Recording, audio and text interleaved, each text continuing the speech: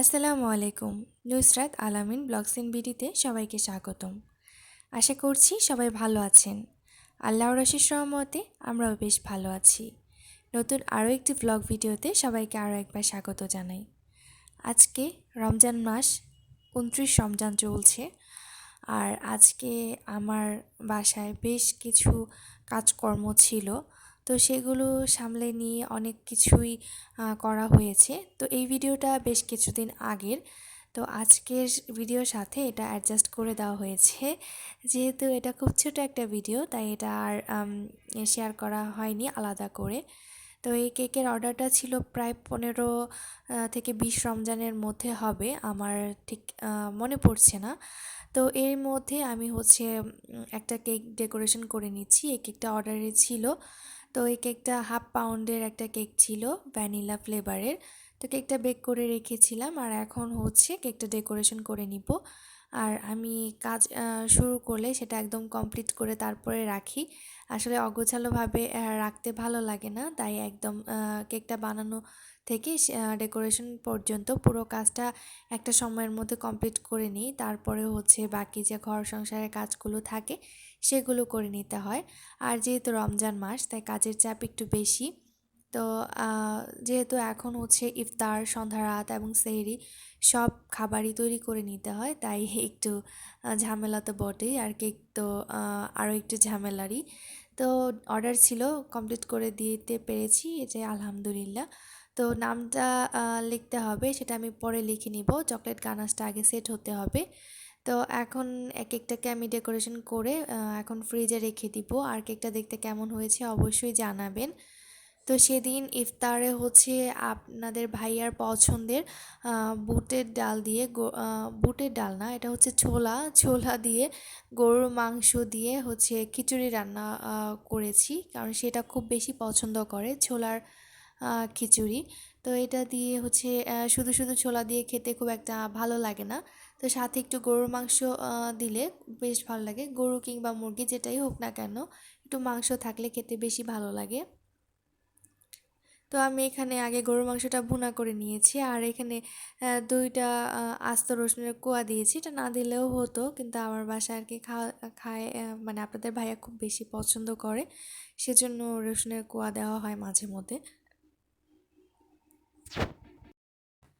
মাংসটা আমি দুপুরের দিকে ভুনা করে রেখেছিলাম, তাই একটু আলো পড়ছিল, তাই দেখতে সুন্দর লাগছিল। আর এখন যেহেতু প্রায় সন্ধ্যা হয়ে গেছে, প্রায় 5:30টার মতো বাজে, এই সময় আমি এখন চাল দিয়ে মাংসটার সাথে একটু কষিয়ে নিয়েছি। আর এখন পানি দিয়ে দিব, আর পানিটা আমি গরম পানি দিচ্ছি, এতে করে চাল ফুটতে সময় খুব কম লাগবে, আর খুব ঝরঝরেও থাকবে, সেজন্য গরম পানি দেওয়া। আর যেহেতু মাংসটা আগেই আমি ভুনা করে রেখেছিলাম, তাই খুব একটা ঝামেলা হয়নি।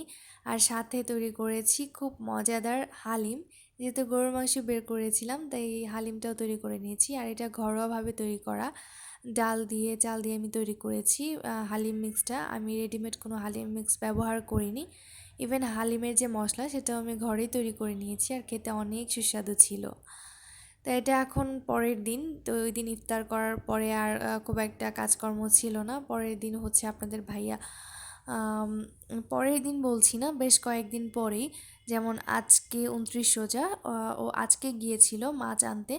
তো আজকে টাটকা মাছ এনেছে, আর সেগুলো আমার আম্মু কেটে দিয়েছে, এখন ধুয়েও দিচ্ছে। যে মা আছে বলে আমার আর এইসব চিন্তা করতে হয় না, সে একদম এতগুলো মাছ কেটে ধুয়ে রেখেছে। এখানে আছে আইড় মাছ, আছে চিংড়ি মাছ, ইলিশ মাছ, আর পাঁচমিশালি মাছ, এখানে বাইলা মাছ, চেওয়া মাছ, আরও বিভিন্ন ধরনের বিভিন্ন রকমের পুঁটি মাছ, অনেক কিছু, এগুলো পাঁচমিশালি ছিল। তো এখনও আম্মু কেটে ধুয়ে ধুয়ে রাখছে, আর আমি দেখছিলাম আম্মু অনেক সুন্দর করে মাছগুলো কেটেছে। আসলে আমার মাছ কাটার অভিজ্ঞতা খুব একটা ভালো না, আমি কাটতে খুব একটা ভালো জানি না। তো আম্মু আমাকে প্রচণ্ড হেল্প করে মাছ কাটতে, বিশেষ করে। আর সংসারের টুকটাক অনেক কাজেই আম্মু আমাকে হেল্প করে। তো এই তো মাছগুলো ধুয়ে ধুয়ে রাখছি, আর আমি বলছিলাম যে ইলিশ মাছ রান্না করব ঈদের দিন, তাই আম্মু সুন্দর করে পিস পিস করে দিয়েছে। আর এখানে আমি তরকারি রান্না করার জন্য আদা রসুন ব্লেন্ড করে নিচ্ছিলাম। আর এখনো পেঁয়াজ ব্লেন্ড করে নিয়েছি, আদা রসুন জিরা সব একবারে বেশি বেশি করে এখন ব্লেন্ড করে রাখবো, যেহেতু 2 দিন বাদে ঈদ। তো পরে আর করার অত ঝামেলায় আমি যেতে চাচ্ছি না, একবার এইসব কিছু করে রাখতে চাই।